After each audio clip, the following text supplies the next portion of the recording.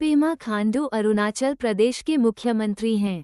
खांडू राज्य के पूर्व मुख्यमंत्री दोरजी खांडू के पुत्र हैं।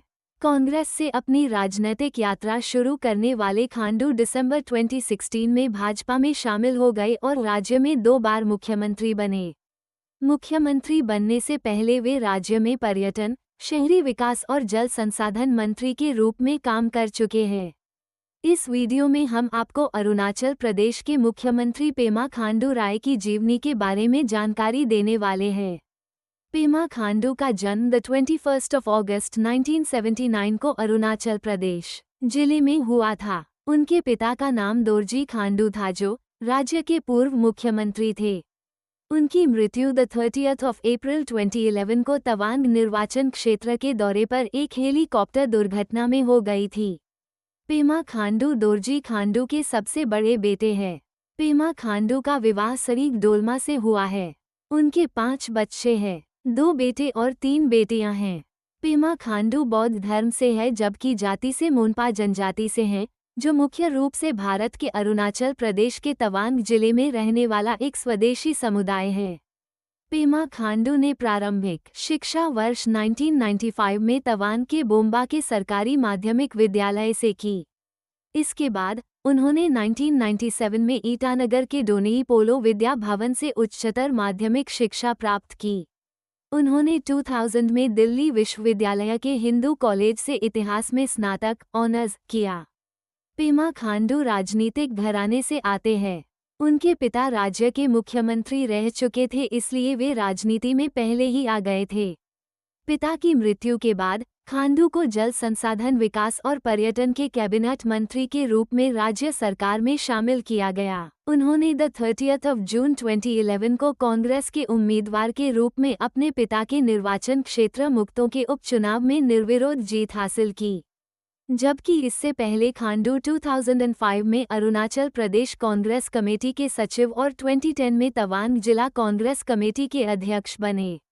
उन्हें 16 जुलाई 2016 को नबाम तुकी की जगह कांग्रेस विधायक दल का नेता चुना गया। 2014 के अरुणाचल प्रदेश विधानसभा चुनाव में भी खांडू को मुक्तों से निर्विरोध चुन लिया गया। ये दूसरा चुनाव था जब उन्हें निर्विरोध चुना गया था।